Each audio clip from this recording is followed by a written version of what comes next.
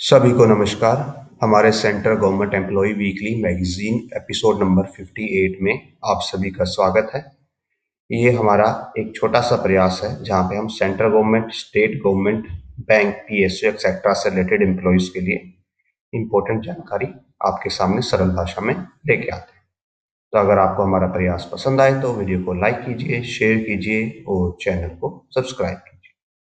इसके साथ ही आगे बढ़ते हुए आज की वीडियो की जो की हाईलाइट है that is regarding 8 CPC update. So जो 8 पे मिशन है उसके रिगार्डिंग अपडेट आई है, सो वो अपडेट हम आपको शो करते हैं।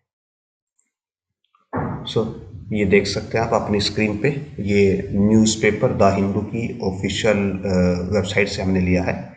एज स्पेसिफिक अभी डायरेक्ट ऑर्डर नहीं आया है, सिर्फ अनाउंसमेंट आई है कि जो टर्म ऑफ रेफरेंस है 8 CPC की वो गवर्नमेंट ऑफ इंडिया ने अप्रूव कर दी हैं एंड साथ में ही जो चेयरमैन होने वाले हैं 8 पे मिशन के उनके नाम को भी डिक्लेयर कर दिया गया है।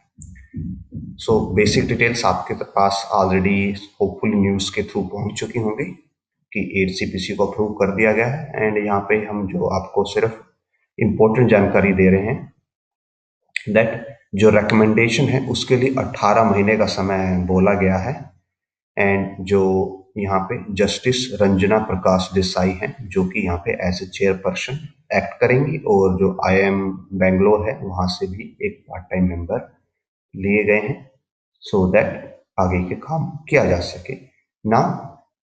इसके लिए यहाँ पे बोला गया है कि विद इन 18 मंथ्स, यानी कि आप ये लगा के चलिए कि कम से जो 18 महीने इसको बाय डिफॉल्ट लगने ही वाले हैं। सो ये हमारे पास 2026 का साल पूरा गया और 2027 का आधा साल गया। उसके बाद क्या होने वाला है कि ये रिपोर्ट को सबमिट करेंगे।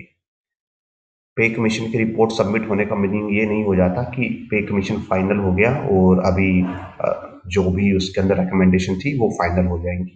उसके बाद गवर्नमेंट क्या करती है, गवर्नमेंट उस पर डिस्कशन करती है, फिर गवर्नमेंट उसके अंदर रेक्टिफिकेशंस करती है, उसके अंदर स्लाइड चेंजेस करती है, फिर से वो सदन में पेश होगी और फिर से उस पर डिस्कशन होगी और फिर फाइनली उसको क्या किया जाता है, पास किया जाता है। और पास होने का मतलब ये नहीं कि वो लागू हो गया, पास होने के बाद फिर उसकी नोटिफिकेशन आएगी और देन फिर वो फाइनलाइज माना जाएगा।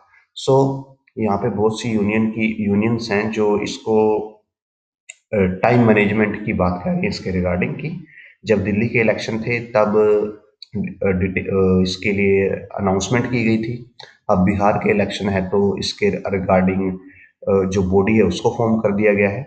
जब यूपी के इलेक्शन आएंगे तब उसके हिसाब से कि इसकी जो रिपोर्ट है होपफुली उसको या तो सबमिट कर दिया जाए या उसको पार्शली एक्सेप्ट कर लिया जाए और फाइनली जब नेक्स्ट PM के इलेक्शन होंगे गवर्नमेंट ऑफ इंडिया के, तब जाके उस इलेक्शन से पहले जाके 8 CPC को ऑफिशियली लागू किया जाए।